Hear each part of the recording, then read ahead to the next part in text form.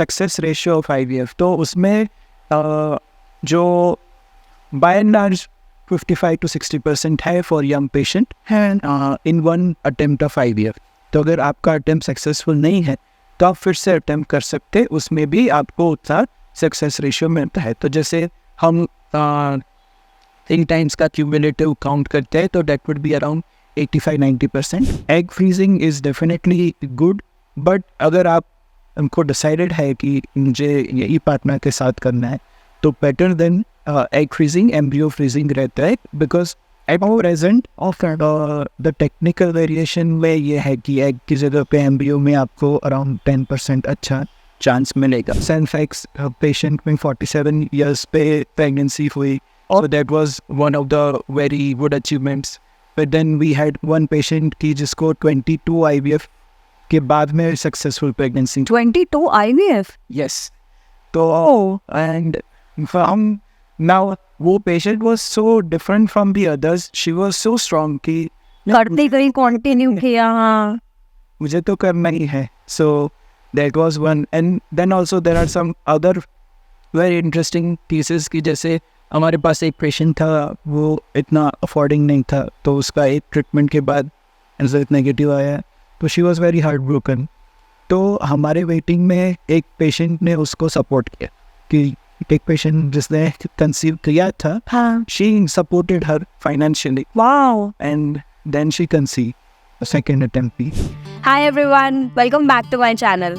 आज का एपिसोड है डॉक्टर पार्थ भाविशी के साथ, जिन्होंने 20,000 से ज्यादा IVF की सक्सेसफुल प्रेगनेंसीज डिलीवर की हैं। आज I would urge everybody to watch this episode, not just my female friends but my male friends and even every parent also. देखो इस एपिसोड को और समझो, बिकॉज आज हमने बात करी है IVF के बारे में, pregnancy, infertility, low sperm count and lot of lifestyle issues as well, जिसकी वजह से प्रेगनेंसी में इशू आते हैं। आई थिंक ये सबको देखना चाहिए, इसकी जानकारी होनी चाहिए, क्योंकि आई होप किसी को अनफॉर्चुनेटली यहाँ तक ना पहुंचे, बट अगर पहुंचते हैं तो उन्हें पता हो कि उन्हें क्या करना है और किस तरीके से करना है। Ultimately it's all about a new life. Please go and watch this episode, also do subscribe me. Thank you so much. Hi Parth sir, welcome to the show. I am very excited to have this conversation with you, because ये IVF, pregnancy, fertility issues, low sperm count, ये ऐसे points हैं जो I personally feel जिसकी जानकारी हर इंसान को होनी चाहिए। आई रियली विश किसी को ज़रूरत ना पड़े, बट अगर पड़ती है तो दे शुड नो कि उन्हें क्या करना है, प्रोसेस क्या है, तो सब पता होना चाहिए।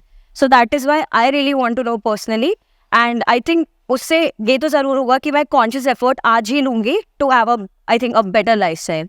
सो thank you so much for joining and welcome to the show. First of all जो मैं आपको बोलना चाहूँगी इज़ IVF क्या है, और उसकी अगर प्रोसेस में आपसे पूछूं तो एक सिंपल टर्म्स में आप हमारे व्यूअर्स को समझा पाओगे कि IVF क्या है, उसकी क्या प्रोसेस होती है? सी, IVF मतलब है in vitro fertilisation. In vitro means body के बाद fertilisation when egg and sperm meets, तो उसको फर्टिलाइजेशन या हिंदी में निषेचन कहते हैं। Okay. जब that happens outside the body तो उसे हम IVF कहते हैं। आउटसाइड द बॉडी, ओके, हाँ, मतलब बाहर, ओके, हाँ। तो उसमें प्राइमरली 3 स्टेप्स है। First is pre IVF preparation, तो बॉडी को ऑप्टिमाइज करते हैं, माइंड को ऑप्टिमाइज करते हैं। Then the IVF itself. Mind को ऑप्टिमाइज करते हैं कैसे? देखिए, हर एक बार जब भी आपको प्रेगनेंसी रखनी है, हाँ, तो you are under a lot of stress when it is not happening. So counseling और you know what to expect from your IVF, हाँ, वो भी एक ज़रूरी है। Sometimes पेशेंट को ऐसा लगता है कि हाँ, मैं IVF कराऊंगी या हम IVF कराएंगे तो हमारा रिजल्ट आ ही जाएगा, हाँ, but that may not be true. So what we are expecting should be also in line of what is the theoretical truth. right, तो उस हिसाब से mentally भी प्रिपेयर होना है। And then we also need to see कि couple का expectation क्या है, what do they want. हाँ, उनको प्रेगनेंसी चाहिए, उनको ट्विंस नहीं चाहिए, ट्विंस चाहिए, and there are many things that we need to discuss before starting an IVF. okay. हाँ, so you were telling about the process. First is this, and then Is the actual IVF process and then the pregnancy care. So by and large IVF pregnancy is same as a natural pregnancy, but थोड़ा बहुत difference होता है। okay, And the actual IVF process है उसके बहुत सारे complex protocols वगैरह हैं, बट बाय एंड लार्ज उसका फर्स्ट फेज है स्टिमुलेशन मतलब एग्स ज़्यादा बने इसके लिए इंजेक्शंस देते हैं, एंड देन सेकेंड फेज में उसको हम रिट्राइव करते हैं। एक माइनर सर्जिकल प्रोसेस है, बट कोई कट स्टिच ऐसा नहीं होता है, माइनर एनेस्थीसिया में वो प्रोसीजर होता है। एंड देन डेब में एग एंड स्पर्म का फर्टिलाइजेशन करके एम्ब्रियो या भ्रूण बनाते हैं, and then embryo is then transferred back, तो वो यूट्रस में वापस एम्ब्रियो रखते हैं। तो जो भी है, कभी ऐसा लगता है कि it's a artificial technique, but artificial जैसा कुछ नहीं है, इट्स अ असिस्टेड टेक्निक। तो जो भी नेचर का कोर्स है उसको हम असिस्ट करते हैं, and then only difference is कि first 3 to 6 days embryo stage outside the body, but then तो जो बाकी का सारा प्रेगनेंसी पीरियड है it would be the same, सब सेम रहता है। सो आपने बोला इंजेक्शंस लगते हैं, तो वो इंजेक्शंस मतलब कहाँ लगते हैं particularly, as in on the stomach of the female? Right. तो इंजेक्शंस में बाय एंड लार्ज 2-3 टाइप के इंजेक्शंस है, बट मेजॉरिटी जो है इट वुड बी सबक्यूटेनियस, मतलब कि स्किन के नीचे। तो वो थाइस में भी ले सकते हैं, एब्डोमेन में भी ले सकते हैं, आउस में भी ले सकते हैं, जस्ट लाइक कोई डायबिटिक पेशेंट इंसुलिन जैसे लेते हैं, सिमिलर टाइप ऑफ। अच्छा, तो it flows through the blood, so that's the thing. Then वहाँ से वो धीरे धीरे ब्लड में एब्जॉर्ब होगा, और injection effect last for around 24 to 36 hours, तो इसलिए वो डेली होते हैं। Okay, so but is it a painful process और समथिंग? बाय एंड लार्ज नहीं, injections are as I said very simple. Diabetes के पेशेंट तो सालों तक इंसुलिन लेते हैं, this injections only last for 10-15 days, right? Okay, अच्छा 10-15 डेज तक उनके कंटिन्यूस इंजेक्शन लगते हैं, अगर मैं सिंपल टर्म्स में जो समझी हूँ, इंजेक्शंस लगते हैं, और जिससे वो और एग्स अच्छे तरीके से डेवलप हो पाए, सो एक माहौल लिटरली बन जाए उसके लिए, राइट? ओके, सो ये बेसिकली अगर मैं सिंपल टर्म्स में बोलूँ कि आईवीएफ हमें क्यों कराना पड़ रहा है, क्योंकि हम प्रेग्नेंट नहीं हो पा रहे, राइट? सो प्रेग्नेंट ना हो पाने का मेन रीजन इज इनफर्टिलिटी। सो जब प्रेगनेंसी नहीं रहती उसी को हम इनफर्टिलिटी कहते हैं, और basically depending on the age, suppose कि लेस देन 35 years कोई कपल है and they are trying and not able to conceive after 1 year, या फिर ज़्यादा एज है तो वी कीप शॉर्टर पीरियड, उसमें अगर कंसीव नहीं करते तो उनको हम इनफर्टिलिटी कहते हैं। Then after 1 year it's not necessary कि आप डायरेक्टली आईवीएफ ही करें, but then if there is difficulty, कोई इंडिकेशन ऐसा है कि जिसमें आईवीएफ का ही ज़रूरत है, या फिर कोई सिंपलर ट्रीटमेंट वर्क नहीं करनी, इन दैट केस आईवीएफ का रिक्वायरमेंट है।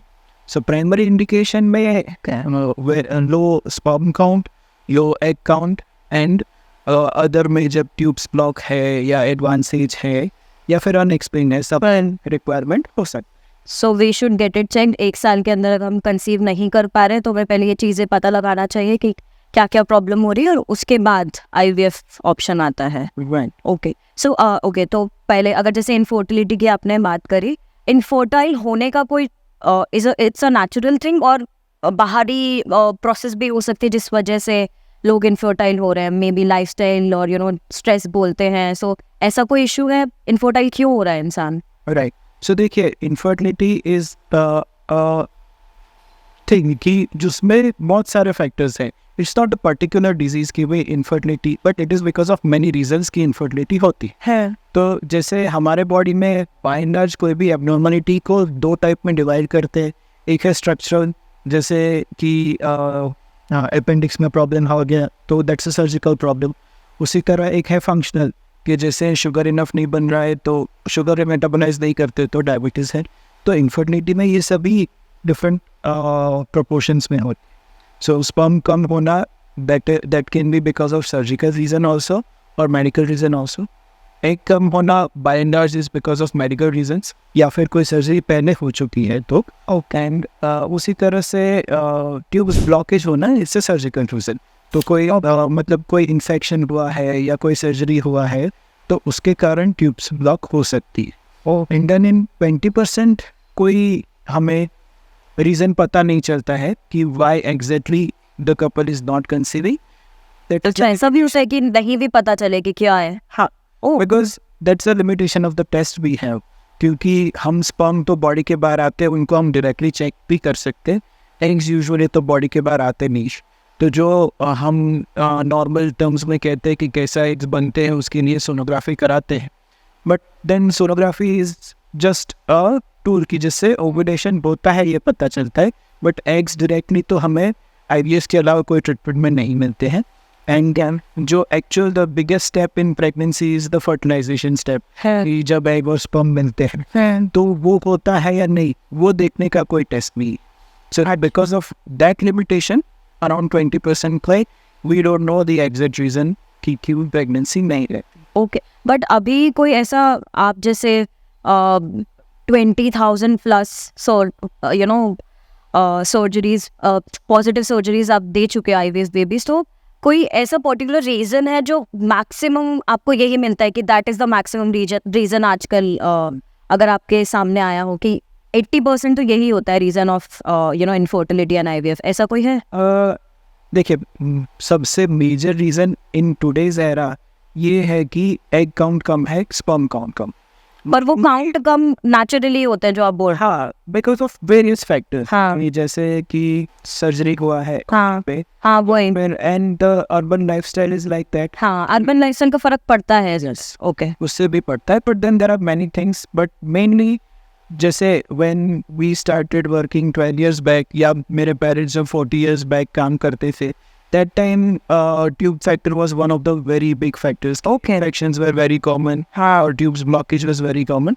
Now वो इतना ज़्यादा नहीं है, that proportion from 40% has now reduced to 20%. तो सब कुछ there are main things, but ये है, और इसके अलावा one of the important thing is the PCOS, जो हम again वो egg बनने का ही disturbance है, but it is not like no egg count, that is the opposite of no egg count, कि जहाँ पे egg count बहुत ज़्यादा है but egg maturation ठीक से नहीं। अच्छा, दैट इज PCOS। तो ये PCOS PCOD जो होता है, इसको हम कंसिडर कर सकते हैं कि यार अर्ली सिम्टम्स ऑफ इनफर्टिलाइजेशन, मतलब बीइंग इनफर्टाइल हो सकते हैं? Yes, हो सकता है, but not all PCO patients have difficulty in conception. अच्छा, So around 20-30% को without anything रह जाती है, एंड more 30-40% को with simple medicines रह जाती है।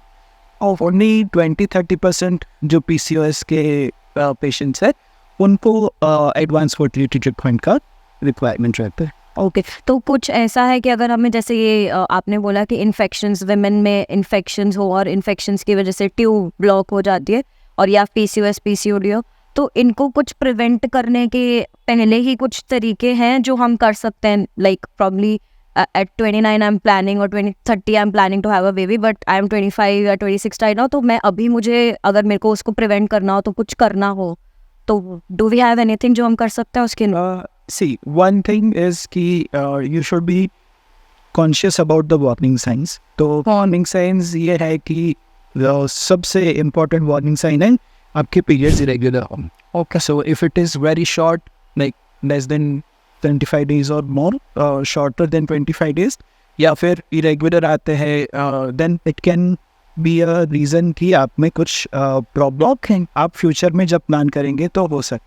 So if particularly if you are having short cycles, तो आपको एटलीस्ट एक बार कंसल्टेशन कर लेना चाहिए, टेस्ट कर लेना चाहिए, तो नो कि what can be the possible reason, whether that reason is time dependent. कि जैसे आज आपका फर्टिलिटी अच्छा है, but maybe we expect कि 3 साल आफ्टर 3 years या 5 years वो बहुत कम हो जाए। हाँ, so you can plan the baby accordingly. Okay, and और तो जनरल हाइजीन तो है ही, जो इन्फेक्शन प्रिवेंशन के लिए है, मेंस्ट्रुअल हाइजीन है, एंड सिगरेट स्मोकिंग, ये सारी चीज़ें यस दैट इफेक्ट करती होंगी, I am sure. Also effects. हाँ, तो वेट कंट्रोल में रखिए, सीनिंग वगैरह है।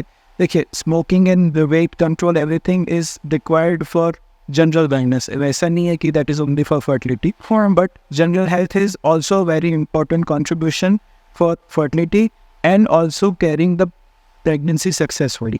तो जैसे IVF ट्रीटमेंट और any treatment for that matter, that is still conception, कि आपका प्रेगनेंसी रहें क्या, बराबर। मे बी उससे the early pregnancy may be dependent on the quality of the treatment या कितना आपका ये है, but then to carry that pregnancy successfully, तो उसके लिए जनरल हेल्थ सबसे इम्पोर्टेंट। हाँ ऑफ कोर्स, अगर एक बार फर्टिलाइज हो भी गया बट उसके बाद you are able to carry that baby is also important process. But then also ऐसा नहीं है कि anything if you are doing that is 100% negative effect होगा ही। वो चाहे कितने भी ओवरवेट है तो pregnancy successfully can but then it's better to have understood. So in मतलब कुछ जनरली अगर मैं इनफर्टाइल का एक जेंडर वाइज आपसे रेशियो पूछूं कि मतलब मेल ज़्यादा आजकल इनफर्टाइल हो रहे हैं, फीमेल ज़्यादा इनफर्टाइल हो रही है, so is there any this thing? By and large तो रेशियो 50-50 है। 50-50 लाइक हम जो कहते हैं कि 40% मेल पार्टनर है, 40% फीमेल पार्टनर है एंड 20% इज अनएक्सप्लेन्ड। अच्छा, तो इस तरह से by and large it is the same.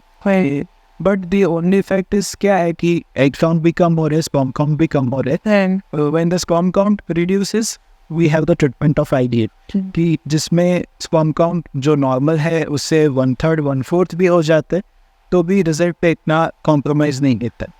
But for egg it is not like that, कि एग अगर की जो नॉर्मल एग काउंट है अगर वो 1/4 हो जाते हैं तो IVF success ratio is not 1/4 but वो एटलीस्ट उसमें 10-15% रिडक्शन होता है।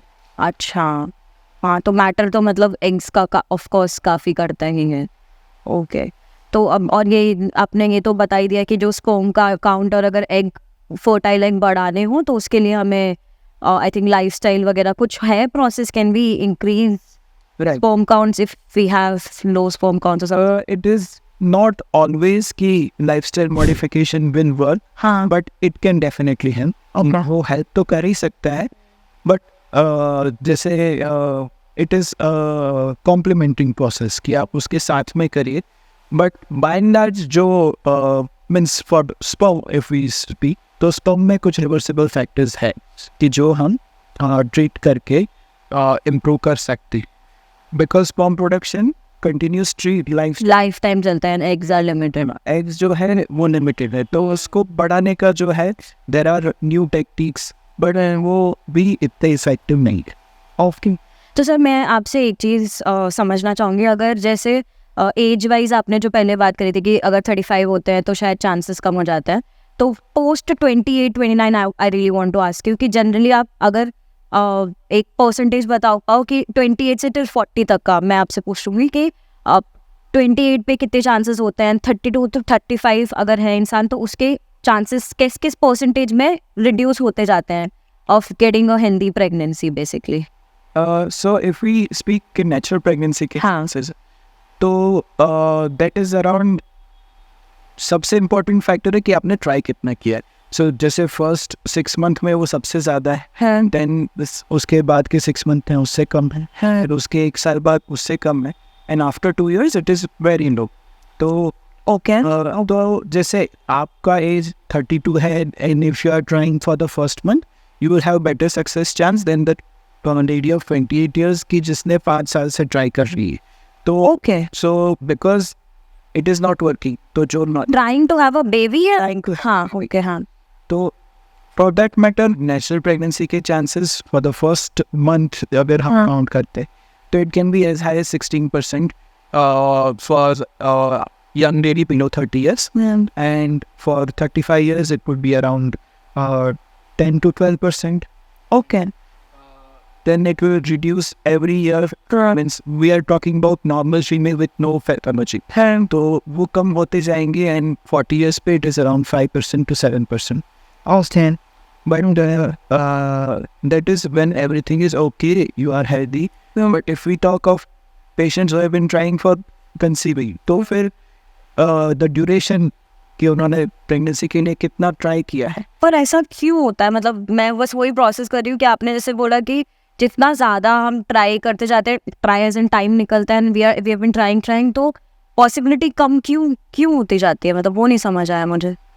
देखिए, इसका रीज़न ये है कि इफ़ एवरीथिंग वाज ओके तो you should have conceived by that. अच्छा, ओके, दैट इज़ द, हाँ, जैसे फर्स्ट ईयर में 85% कंसीव कर जाते हैं, and then the next year में may be 5% additional and but then after 2 years जो कंसीव नहीं करते उनका चांसेस काफ़ी कम. Okay, so that means अगर इस for the first time if somebody tried to have a baby, it's not ऐसे compulsory कि पहली बार try किया और हो जाएगा. It's like it's a process and it happens with time. So you don't have to be disheartened also and Yes, first month में you are expecting to ऐसा भी है. हाँ, Definitely there are good chances, but जैसे आपने try किया first month में हो ही जाएगा. ऐसा ज़रूरी नहीं है. That doesn't mean कि तुम्हारे problem है कुछ. You'll have to wait and first check and then you should visit a doctor. Right. So after 1 year, if everything is आपने try किया, then at least you should have a consultation and basic testing. Then if everything is okay, you can try even more naturally. And if कुछ ऐसा है which requires immediate care, then you should act on it. Otherwise, आप जैसे कोई भी जो treatment हम normally करते हैं, IVF है या any other treatment, उससे natural pregnancy का chance कम नहीं होता है. हाँ, ओके. तो अगर जैसे किसी ने पहला IVF से बच्चा किया है तो दूसरा IVF से ही कराना पड़े ऐसा ज़रूरी नहीं है? नहीं, डेफिनेटली ऐसा ज़रूरी नहीं. ऐसा नहीं है. ओके. इनफैक्ट क्या होता है कि जब प्रेगनेंसी होती है, डिलीवरी होती है, बॉडी में बहुत सारे चेंजेस आते हैं. हाँ. And then maybe next time it is easier to conceive. There are many diseases also, जैसे एंडोमेट्रियोसिस है कि जो आफ्टर प्रेगनेंसी उसका सिवियरिटी कम हो जाता है. And maybe second pregnancy is easier. अच्छा, नेचुरल हो जाए. But that is in selected patients. Some indication जिसमें वो चेंज नहीं होने वाला है, but for other indications it may help कि एक बार आपका प्रेगनेंसी डिलीवरी हो गया तो नेक्स्ट टाइम आप मे बी इजीली कंसीव कर सकते. और एक बार अगर IVF से हुआ है तो वापस IVF से भी करा सकते हो. हाँ, IVF भी करा सकते हैं, नेचुरल भी कर सकते हैं. ओके. तो इसका सक्सेस रेट कितना रहता है जनरली IVF का? अगर हम IVF की बात करें तो इज इट 100% सक्सेस रेट और नहीं? सो बेसिकली जैसे हमने बात किया कि natural process also is limitations, और हम IVF करते हैं तो भी जो एम्ब्रियो बनते हैं that is only evaluated visually. हम उनको देखते हैं कि ऐसे है, उसको हम means from looking at me you can tell me कि मुझे कोई मेडिकल रीजन है या नहीं. तो उसी तरह से एम्ब्रियो को देख के सब नहीं पता चलता. उसका और एक ऑप्शन भी है, हम एम्ब्रियो पर जेनेटिक टेस्ट भी कर सकते हैं, जेनेटिक स्क्रीन भी कर सकते हैं कि वो नॉर्मल है या नहीं. और then also not a single embryo में इम्प्लांटेशन पर embryo maximum what we can get is 40 to 50%. Implantation पर एम्ब्रियो, सर ये समझा. सो इसीलिए जो IVF में मोर देन 1 एम्ब्रियो रखते हैं. हाँ. तो इनको द चांसेस. अच्छा, सो जो आपने बोला स्टार्टिंग में इंजेक्शंस लगते हैं टू इम्प्रूव, और फिर हम उसमें से जब लेते हैं तो एक से ज़्यादा आप एग्स लेते हो और एक से ज़्यादा स्पर्म्स लेते हो और उनको फिर आई थिंक ओके. इंजेक्शंस का प्राइमरी रोल ये है कि ज़्यादा एग्स बने क्वालिटी के पर. हाँ. सो नॉर्मली नेचुरली 1 एग बनता है. हाँ. बट IVF में हमारा टारगेट है 10 to 15 एग्स बने, and that eggs are retrieved, that eggs are fertilized और उनका एम्ब्रियो बनता है. तो आप बाकी एग्स का क्या करते हो? बाकी सबका करते हैं, जितना हमने रिट्राइव किया था को फर्टिलाइज करते हैं, सबका एम्ब्रियोस बनता है. But now what happens is कि सब all eggs are not mature, all mature eggs are not embryos, all embryos are not of good quality. तो वो जब हम कल्चर करते हैं बॉडी के बाहर तो some stop growing. तो जो अच्छे हैं वो डेवलप होंगे, जो नहीं अच्छे हैं वो नहीं डेवलप होंगे. So then the remaining embryos जो है हमने ट्रांसफ़र कर दिए, बाकी जो बचे उसको हम फ्रीज करके बाद में भी यूज़ कर सकते. Oh coming back to the success ratio of IVF, तो उसमें जो बाय एंड लार्ज 55 to 60% है for young patient in 1 attempt of IVF. तो अगर आपका अटेम्प्ट सक्सेसफुल नहीं है तो आप फिर से अटेम्प्ट कर सकते हैं, उसमें भी आपको उतना सक्सेस रेशियो मिलता है. तो जैसे हम 3 टाइम्स का क्यूमुलेटिव काउंट करते हैं तो that would be around 85-90%. Okay. तो एंड इसीलिए if patient does not conceive in 3 attempts तो फिर उसको रिपीटेड फेलियर IVF का कहते हैं. एंड दैट आर सब स्मॉल सबसेट ऑफ पेशेंट की जिसमें एक्स्ट्रा हमें करना पड़ता है. ओके. सो तो ये आप जो आपने बोला 3 बार आप मतलब 3 साइकिल आई थिंक जो आप करते हो, तो ये इसमें टाइम गैप कितना देते हो? सो अगेन जो हम IVF कहते हैं उसमें साइकिल्स 2 तरह से काउंट होती है. जैसे मैंने आपको बोला कि एम्ब्रियो हमारे पास एक्स्ट्रा है तो वो फ्रीज कर दिए, तो फ्रोजन एम्ब्रियो ट्रांसफ़र भी साइकिल गिनता है, नहीं भी गिनते हैं। सो दोनों है, एक पिकअप साइकिल की जब हमने एक कलेक्ट किया और एम्ब्रियोज बनाए, एंड जो ट्रांसफ़र किया, तो ट्रांसफ़र भी मे बी 1 पिकअप में से 1 भी होता है, 2 भी होता है, 3 भी होता है। हाँ. तो दोनों को हम साइकिल काउंट करते हैं। ऐसा नहीं है कि हम पिकअप को ही बोले या ट्रांसफ़र को ही बोले। अच्छा, ओके. तो then if it's a frozen transfer आप इमीडिएटली कर सकते हैं। हाँ. If it's a fresh IVF cycle also, वो भी आप इमीडिएटली कर सकते हैं। देयर इज नो रिक्वायरमेंट की ब्रेक लेना है। ब्रेक लेने से बेनिफिट नहीं है और नुकसान भी। नहीं, तो आपने जैसे अभी जो बोला था कि 55% चांस होते हैं कि पहली बार में फर्टिलाइज हो जाए, अदरवाइज हम 3 बार, तो वो 3 बार क्या था? 3 बार तक कर नहीं, वो ऐसा कुछ नहीं है, बट लाइक फर्स्ट में नहीं हुआ तो सेकंड कर सकते, सेकंड में नहीं हुआ तो थर्ड कर सकते। तो उसी तरह से जैसे मैंने एक क्यूमुलेटिव की, जैसे कोई पेशेंट 3 अटेम्प्ट्स करते हैं और उनका एज अगर लेस देन 35 ईयर्स है, तो 85 to 90% चांस है कि 3 अटेम्प्ट्स में तो हो जाए। हाँ, एंड अगर वो नहीं करते आफ्टर 3 अटेम्प्ट्स, तो फिर that is a special case. हम कहते हैं कि रिपीटेड IVF फेलियर या रिकरेंट इम्प्लांटेशन फेलियर, की एम्ब्रियो इम्प्लांट में ही हो रहा है, तो फिर उसमें further evaluation, further testing, further types of treatment वो सब कर सकते हैं। सो इवन ऐसा नहीं है कि there's a लिमिट कि इतना ही IVF कर सकते, बट देन हर एक पेशेंट का भी एक मेंटल वो होता है। This must be really mentally draining also. और क्योंकि पेशेंट तो आई थिंक आपके पास ऐसे एक्सपेक्टेशन लेके आते होंगे कि इतना पैसा, इतना एनर्जी लगा रहे हैं तो सक्सेसफुल होगा ही होगा। तो आप कभी ऐसा कुछ हुआ है, ऐसे वॉयलेंट हो गए, या you have to bring a psychologist की? No, so that's why I told, in the starting process यही है, you need to be, you have to be prepared both ways. exactly what you are getting into, आप कहाँ जा रहे हैं, आपका क्या expected success chance है। What we talked is a general good prognosis patient, right? Suppose कोई patient आता है जो 41 years का है, उसके egg count भी कम है, sperm count भी कम है, तो उसका success expected is 30%. So then the patient also knows कि मेरा ये success ratio है। So मे बी डिफरेंट होता है, बट वो रेंज यूजुअली 25 से लेके 60% के बीच में होता है, डिपेंडिंग ऑन वेरियस फैक्टर्स, जिसमें सबसे important age and what is the reason कि क्यों प्रेगनेंसी नहीं रहती है। 2 पे से एक्सपेक्टेड सक्सेस रेशियो डिपेंड करता। तो इसलिए कई बार ऐसा होता है कि डॉक्टर्स ये सब नहीं एक्सप्लेन करते हैं, या फिर वो unreasonably high success ratio quote करते हैं कि आपका 90% हो जाएगा, बट देन जब पेशेंट का सक्सेसफुल नहीं है, देन द पेशेंट गोज और सर्च करते हैं या दूसरे डॉक्टर्स को मिलते हैं, या जैसे हमारे यहाँ तो नहीं है, बट देन अदर कंट्रीज में नेशनल रजिस्ट्री भी है कि वो आपको बताता है कि एक्सपेक्टेड सक्सेस रेशियो आपका क्या है। ओके, द नेशन वाइड जैसे US में है, so you can answer few questions, what is your age, did you have previous successful pregnancy, आपको miscarriage है या नहीं, abortion, 5-6 questions you answer and then you can know what is your expected size. अच्छा, India में वो नहीं होता है? इंडिया में basically we don't have a national database as of now. हाँ. So now अभी government has started the initiative, तो but it would take time to get ready.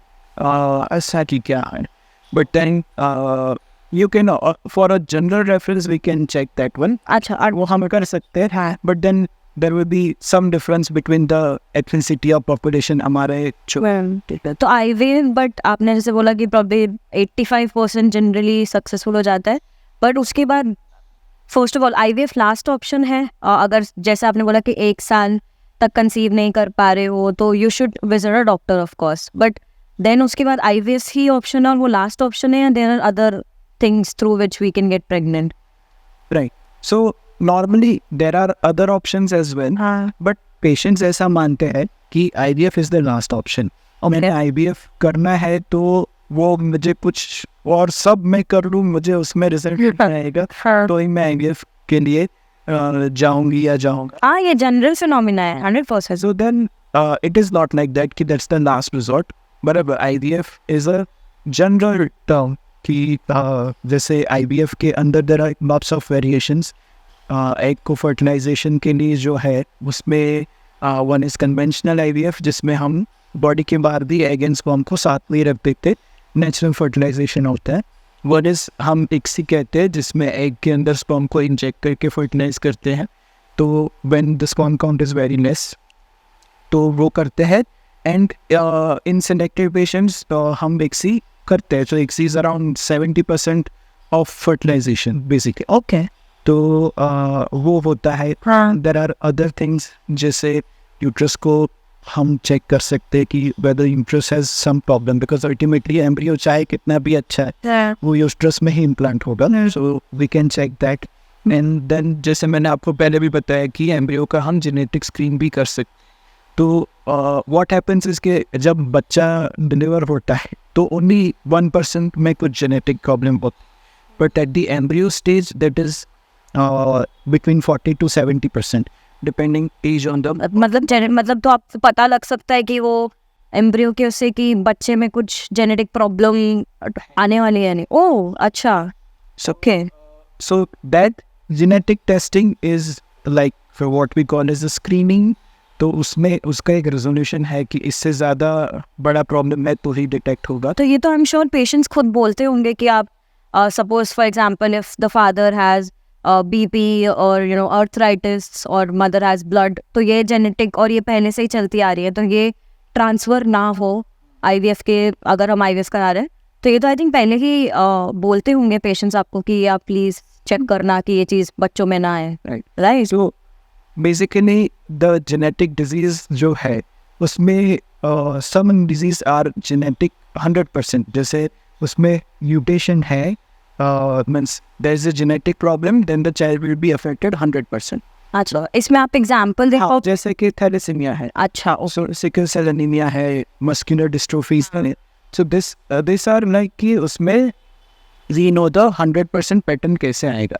तो उसमें हम 100% नहीं बट 99% श्योरिटी से डायग्नोस कर सकते हैं कि ये एम्ब्रियो में ये प्रॉब्लम है या नहीं, and then according to that will transfer that. तो वो हम स्क्रीन करके जो भी अफेक्टेड एम्ब्रियो है डिजीज़ वाले, उनको ना ट्रांसफ़र करें, ऐसा कर सकते हैं। बट जो आप बोल रहे हैं कि बीपी या arthritis, that's a multifactorial thing. तो ऐसा नहीं है कि मेरे फादर को बीपी है तो मुझे आएगा ही। इट डिपेंड्स कि आता भी है नहीं भी आता है, and that is not based on a single genetic mutation. तो वो लाइफस्टाइल पे भी डिपेंडेंट है और आपकी हेरिडिटी पर भी डिपेंडेंट है। So the common conditions like blood pressure, diabetes या आर्थराइटिस, वो सब हम नहीं कर सकते। अच्छा, I think side there other, and वो एथिकल भी थोड़ा इश्यू है कि वेदर आपको ये करना चाहिए या नहीं, because the genetic screening for prevention of this transmission is like for known conditions which can be inherited। समझ हो। ओके, तो इससे I mean by any chance gender वो सब पता चलता है क्या बिफोर? तो जेंडर का जेनेटिक स्क्रीनिंग में पता तो चलता है, ओके, वो हम तक इंफॉर्मेशन नहीं जाती बिकॉज वो लीगल नहीं है। अच्छा, that's not legal information। So the genetic process is done by a geneticist, तो उनका setup and the everything is different.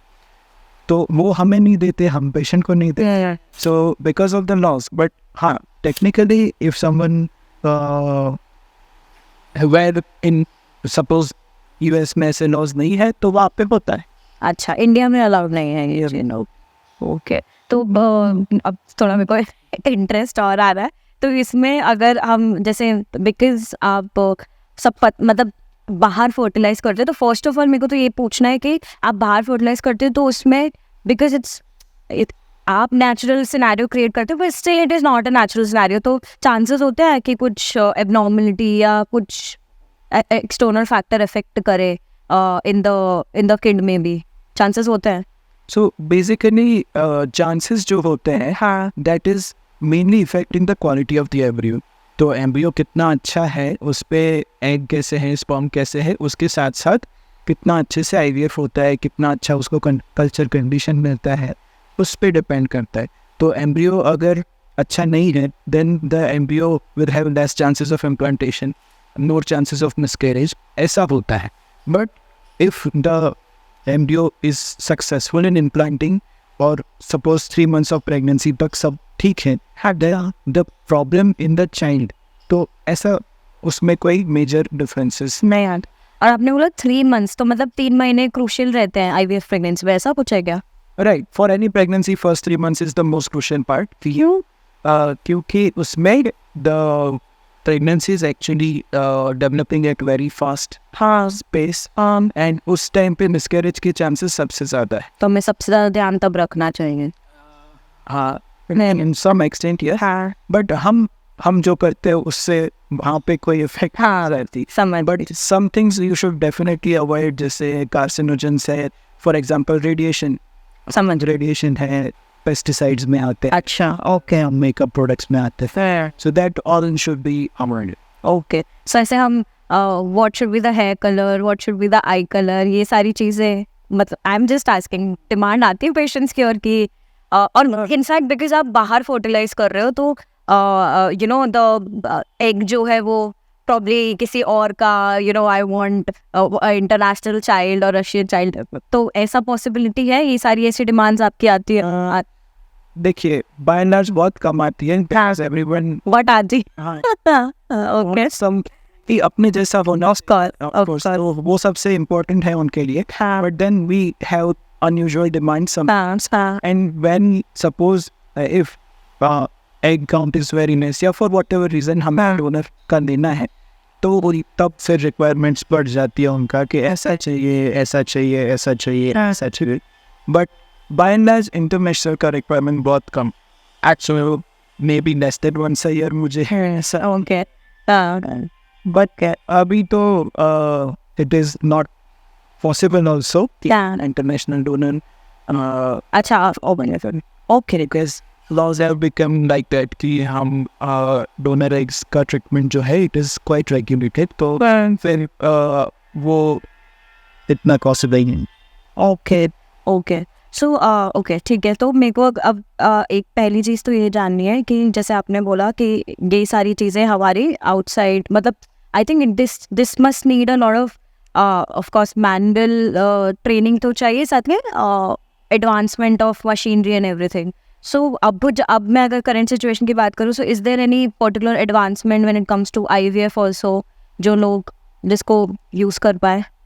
So basically देखिए, IVF as a baseline treatment तो वही है, और उसमें बहुत सारे एडवांसेस हैं। So one of the major advances in general in medicine is regenerative medicine.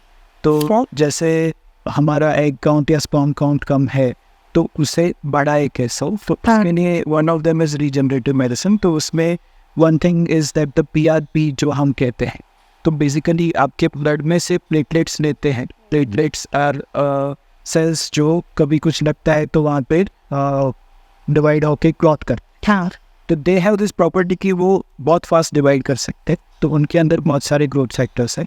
And then we enrich those platelets और उसको ओवरीज में इंजेक्ट कर सकते हैं to improve egg count. But still like it's not a magical remedy, ऐसा कुछ नहीं है, इट हेल्प्स अ लिटिल। तो वन ऑफ देम वन ये है कि रीजनरेटिव मेडिसिन है।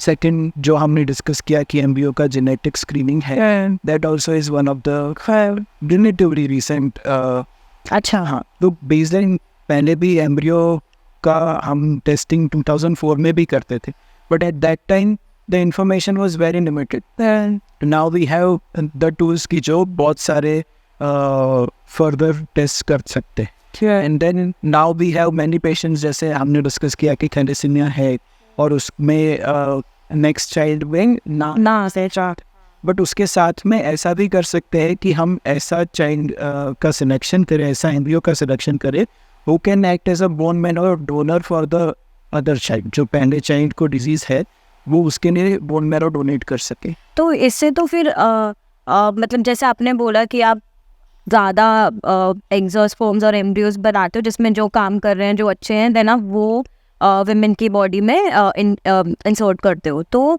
आई एम श्योर ऐसे अच्छे एम्ब्रियोज भी बचते होंगे बाद में। बिकॉज मेरे को बस अभी आ रहा है कि जैसे आपने बोला, ये जो पॉइंट बोला कि नेक्स्ट बोन मैरो के लिए, तो फिर वो जो एम्ब्रियो, अच्छे एम्ब्रियो बचते हैं, वो बाद में कभी यूज़ किए जा सकते हैं, उन्हें फ्रीजिंग कराया जा सकता है?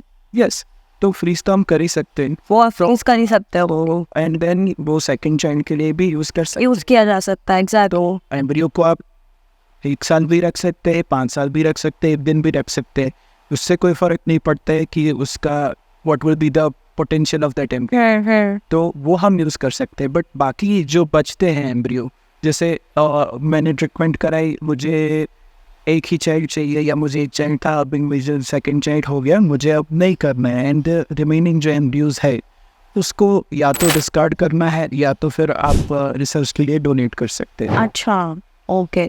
और ये जो मैं अभी जैसे हमने एग फ्रीजिंग की भी बात करी, तो इसमें अगर सपोज है जो आजकल का हो गया है कि the generation doesn't want to have a kid age of probably, but tension बहुत रहती है, टेंशन उतनी रहती कि कर, because of course looking at people around them and the age is happening, social pressure and everything, तो but वही है कि करना नहीं है या whatever factors there are, तो ऐसा कौन सा टाइम है जब हमें सोच लेना चाहिए कि इधर चलो जब करेंगे प्लान कंसीव करने का तब IVF is one thing, but egg freeze अगर हमें कराना हो तो आप कब सजेस्ट करोगे कि what is the right time that you should go and have your egg freezed? So one of the important factors ये रहेगा कि आपको कब प्लान करना है, वैसे हैव यू डिसाइडेड और नॉट। जैसे फॉर एग्जांपल आप ऐसा प्लान है कि नहीं मुझे 40 पे ही प्लान करना है, then you should freeze at the age of 30, बराबर। If you have decided कि करना ही है तो earlier the better, but then if you have the dilemma कि हाँ मुझे right partner मिल जाएगा या मुझे ये हो जाएगा तो मुझे अर्ली प्लान कर लेना है, so I have not decided कि मुझे कब करना है, then 35 years पे आप at least by 35 you decide to go with egg freezing, तो वो अच्छा रहेगा कि हम एग फ्रीज कर रहे हैं जो टाइम पे, तब भी उसका फर्टिलिटी अच्छा होना चाहिए, that is one of the things. तो उस टाइम पे हमने फ्रीज किया एट द टाइम कि जब उसका फर्टिलिटी पोटेंशियल अच्छा है, वो that would be more helpful. तो एग फ्रीज्ड एग कितने टाइम तक फ्रीज करके रखा जा सकता है? कितना भी कर सकते हैं। अच्छा, there is no age for that? No limit कि एग कितना टाइम तक फ्रीज रख सकते हैं। There is a theoretical requirement from the government if you want to preserve it for more than 10 years. Yeah. So that you need to take at the end of 10 years, near the end of 10 years. But otherwise आप उसको medically कितना भी कर सकते हैं please. और freeze कराना मतलब एग फ्रीजिंग का process it's the same injection से हम एग लेते हैं and then we freeze it. So it's the same process. The same process till the egg connection. Egg connection के बाद उसको fertilize नहीं करते, उसको unfreeze. फ्रीज कर देते हैं, हाँ. And again, egg freezing is definitely good, but अगर आप उनको decided है कि मुझे यही पार्टनर के साथ करना है, तो better than egg freezing, embryo freezing रहता है, because at present the technical variation में ये है कि egg की जगह पे embryo में आपको around 10% अच्छा chance मिलेगा। So sometimes जैसे हमारे पास ऐसे patients है। अच्छा, एम्ब्रियो फ्रीजिंग, हाँ, ओके। तो जैसे फॉर एग्जांपल मैं फर्स्ट चाइल्ड 37 पे कंसीव किया, नाउ दे वांट टू से, जैसे हमारी नॉर्मल सोसाइटी नॉर्म्स है कि उनको 3 या 4 इयर्स के बाद कंसीव करना है, बट फिर भी वो एम्ब्रियो बना के फ्रीज कर लेते हैं, because after 4 years they will be 41, तो उससे अच्छा है कि अभी ही एम्ब्रियो फ्रीज कर दे, बाद में उसको यूज़ करें। तो आई थिंक वो तो फिर सुटेबल रहेगा, तब that will be a proper fertile embryo and then they will inject and depending on their body capacity बस प्रेगनेंसी को कितने अच्छे से कैरी कर पा रहे हैं उसका, ओके। और ये इनफैक्ट जो हमारा यूट्रस का स्ट्रेंथ होता है, एज इन कि कितने नेचुरली हम प्रेगनेंसी कैरी कर पा रहे हैं, तो वो भी हमें IVF के मतलब चेक कराना चाहिए, या हाउ डज इट वर्क? पता रहता है, हम पता चलता है इस चीज़ का भी?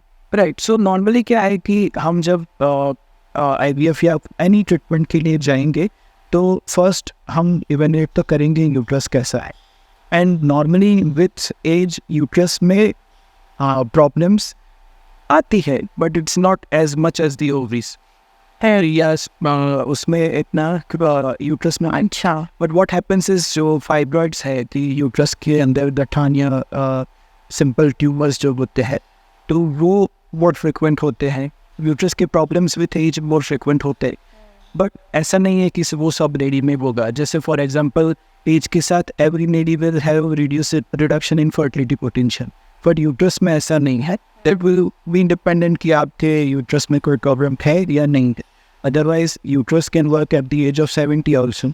ओके, ओह अच्छा। और सर ये एग फ्रीजिंग जो है ये कॉस्टली प्रोसेस है क्या comparatively? So depending, it's a relatively what we can say is कि costly या नहीं costly, it's a perspective हर एक कितना होता है पर रेंज क्या होता है? बट नॉर्मली इसमें दो कंपोनेंट्स है, एक फ्रीजिंग एंड एक एक्स्ट्रा स्टोरेज। हाँ, तो फ्रीजिंग विल बी अराउंड आपका 1.5 lakhs रफली प्लस माइनस 25,000। हाँ, और जो स्टोरेज है दैट विल ऑल्सो जैसे उसमें we can divide in tops, तो एक टॉप में मैक्सिमम 5 एग्स हम फ्रीज कर सकते हैं। अच्छा, हाँ, So that will be roughly every top there's a different expense. हाँ, तो फिर वो आप for 5 years around 50,000 per top ऐसा आप गिन के चलो। ओके। और एक टाइम में आप कितने एग्स फ्रीज करते हो अगर कोई एग फ्रीज करा रहा है? जितने मिलते हैं उतने करते हैं, but what we suggest is कि आपको 15 से लेके 30 के बीच में एटलीस्ट एग फ्रीज करना चाहिए। So 15 से 30 एज, eggs 15 से 30 number of eggs. number of eggs. हाँ, So as we discuss कि IVF में 10 to 15 हमारा टारगेट रहता है, हाँ, बट इसमें थोड़ा हम मे बी एक टाइम में होता है, मे बी 2 times में होता है हाँ, ये कनेक्शन। तो but that is reasonably good number की जिससे आप एक्सपेक्ट कर सकते हैं कि आपको सक्सेसफुल प्रेगनेंसी रहेगा। So again one more misconception is कि एग फ्रीज कर रही है then we not need to worry, but it's not like okay, say, हाँ, बिकॉज एग फ्रीज करने के बाद में आपको प्रेगनेंसी सक्सेसफुली रही जाएगी ऐसा नहीं है।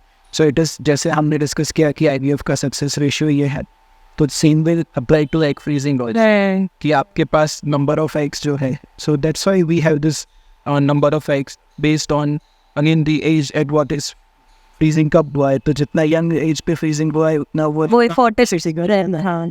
तो अगर एग फ्रीजिंग और एम्ब्रॉय फ्रीजिंग आपने दो बोला तो उसमें फिर किसके चांसेस ज्यादा होते हैं ऑफर टू हैव बेटर रहेगा। एम्ब्रियो का बेटर रहेगा? हाँ, compare to eggs embryo better रहेगा, बिकॉज एग को रिट्राइव करके फर्टिलाइज करके एम्ब्रियो बना के ही हमको इम्प्लांट करना है। तो जो एम्ब्रियो है वो तो ऑलरेडी फर्टिलाइज्ड है। एम्ब्रियो में वी ऑलरेडी नो कि ये एम्ब्रियो कैसा है। हाँ, सो एग में वो फिर then remains unknown and the freezing techniques of embryo is better evolved compare to eggs. Okay. तो सर ऐसा ये जैसे वो आपने मूवी देखी है गुड न्यूज़, मतलब जो टेक्निकल ह्यूमन एरर होता है, तो ऐसा जनरली होता है कुछ? Generally it is very less. हाँ, बराबर कि ऐसा क्योंकि आप इतने साल तक स्टोर करके रखते हो और ये सारी चीजें, तो आई एम श्योर कभी तो उसमें क्या होता है कि there are 2 things that we do. One is what we call as double witnessing. तो जब भी कोई भी IVF प्रोसेस लैब में हो रहा है there are 2 persons always. तो जब स्टार्ट हुआ उस टाइम पे one will be the performing person and one will be the supervising person. वो supervising person देखेगा कि नहीं ये जो egg sperm है वो correct है या नहीं, and the second anything goes wrong तो we have that extra pair of eyes.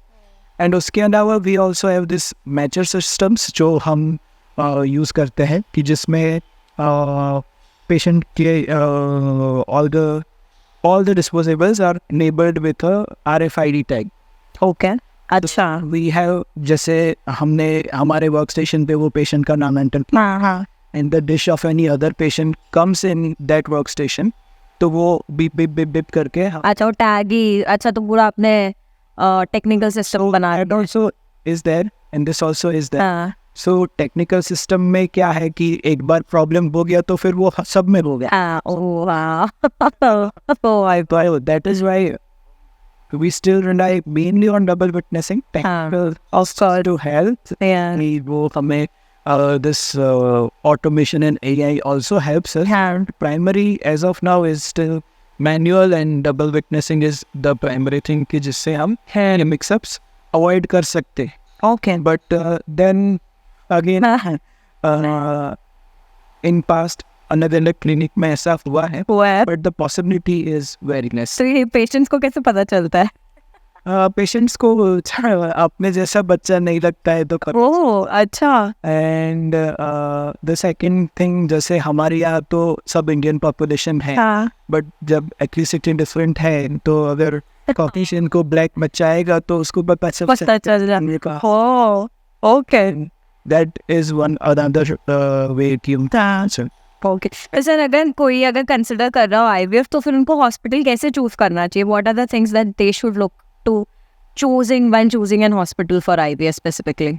Yes, so definitely सबसे जैसे हमने बात किया कि it's a very long process, तो जैसे आपने बेस्ट डॉक्टर सेलेक्ट कर लिए तो that's not the end of it, क्योंकि डॉक्टर अकेले से नहीं होता है, पूरा टीम चाहिए है। So may be if I have 20 years of experience and I work in a clinic की जिसमें लैब अच्छा नहीं है, मैं अच्छा रिजल्ट नहीं दे पाऊँगा।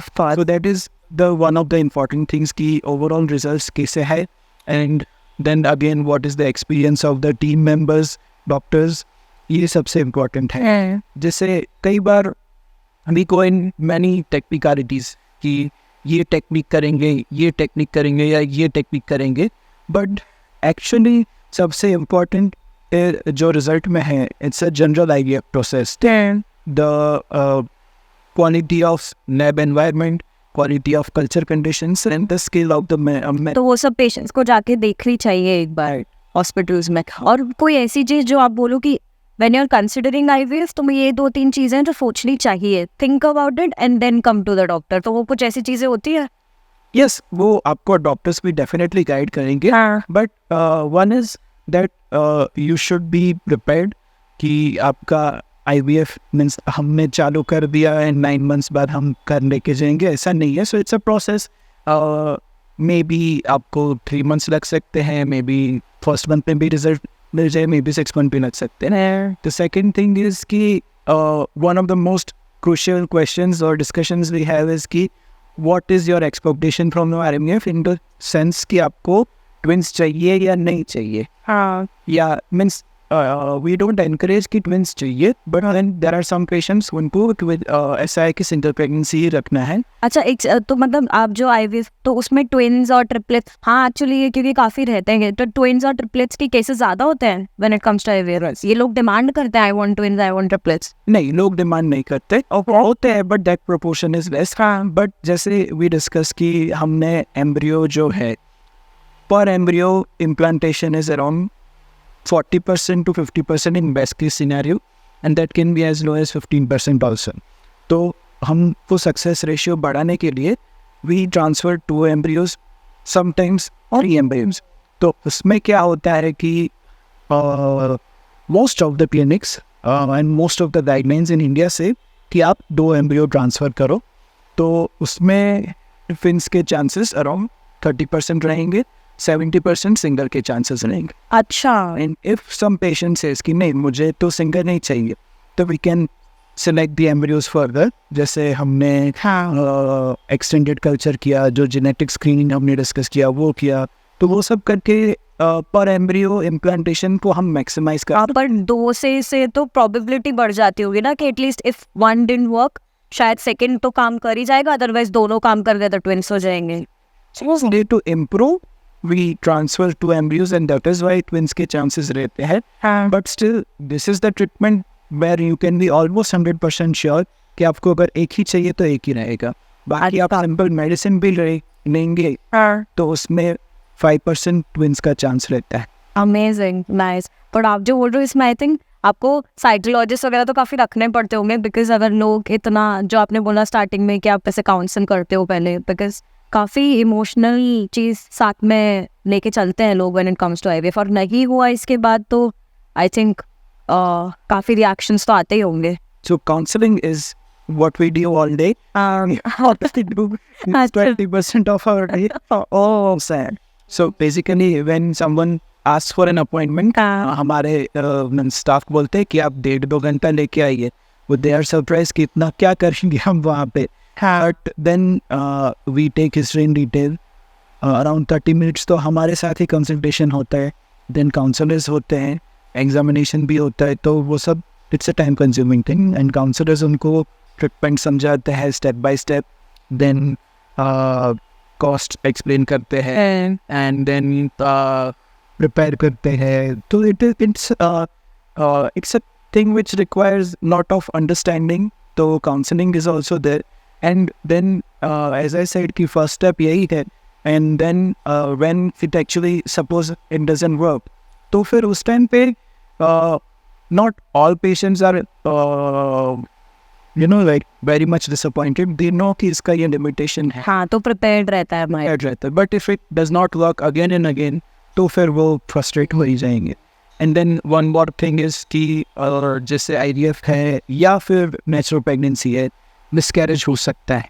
And then that time is the most difficult time. तो उसमें भी काफ़ी काउंसलिंग का रिक्वायरमेंट रहता है. तो एज ए डॉक्टर सर, जैसे आपने बोला, मतलब हम इतना मेंटली भी प्रिपेयर करते हो, बट जनरली एक चीज़ बोली जाती है ना कि व्हाट यू मैनिफेस्ट, मन से अगर तुम मैनिफेस्ट करते हो तो तुमको वो मिलता है. तो you as a science person, as a doctor, आप ये बिलीव करते हो कि अगर कोई इंसान मन से ये प्रोसेस भी निभाए, इनफैक्ट IVF की पूरी process, when they are carrying the baby से लेके when they are having the injections and everything, so that actually affects the mental state, actually affects the physical state. Yes, definitely. देखिए, आपने अगर simple example है कि आपने नींद ठीक से नहीं की, your pulse next day it will be high. So there is a direct connection between mind and body. तो इसीलिए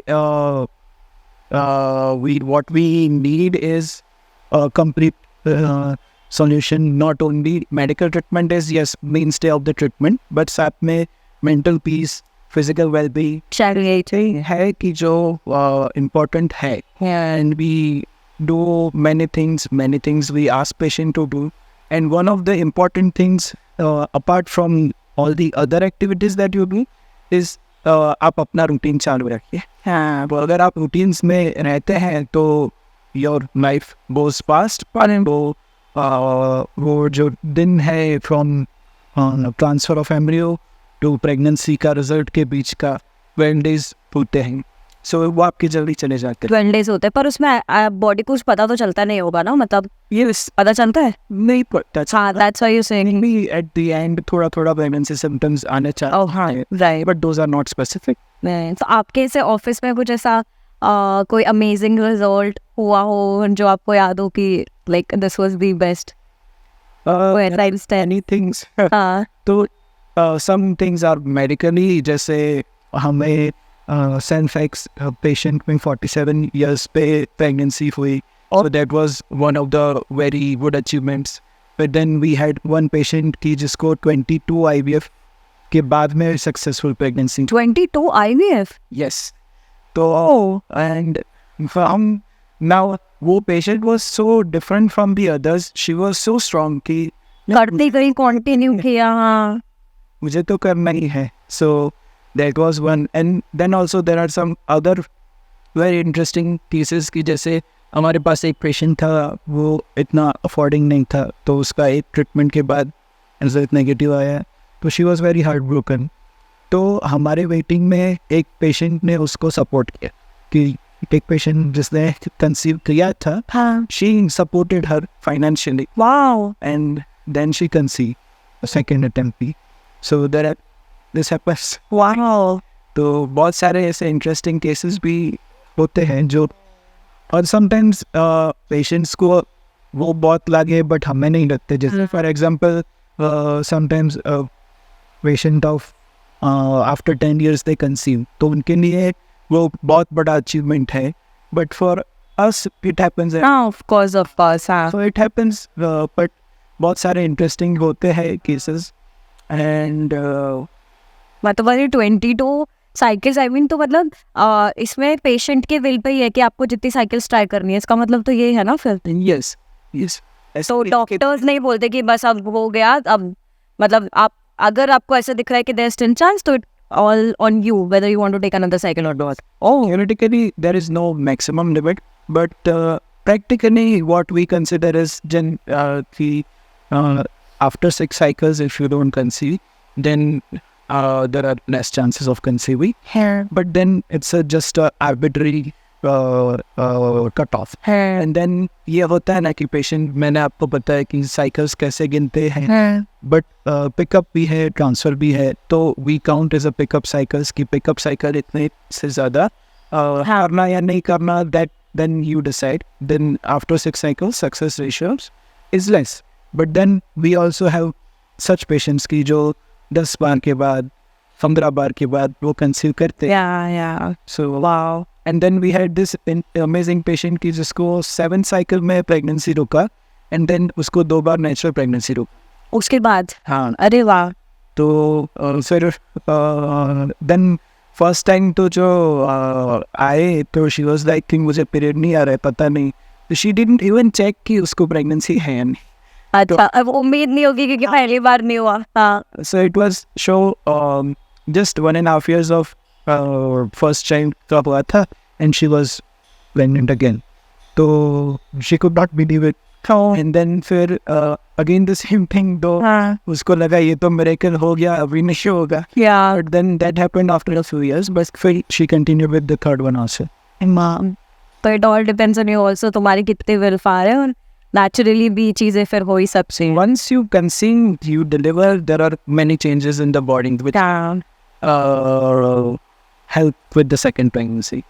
Wow, amazing. It's like a whole different science. I think what मेरे को, मैंने जो स्टार्ट में बोला, I think सबको पता होना चाहिए इसके बारे में, because ultimately at the end of the day it's about a new life, you know. So super. So thank you so much, Irene, for being here, and this was really insightful. और in fact आगे conversations में जो आपने मेरे को IVF, vaccine सबके बारे में बात बताई, तो I would like to take that in detail कि process में जो और specific क्या क्या होता है, कैसे होता है. But I think बहुत लोगों को काम आएगी ये information. So thank you so much for being here. Thank you so much.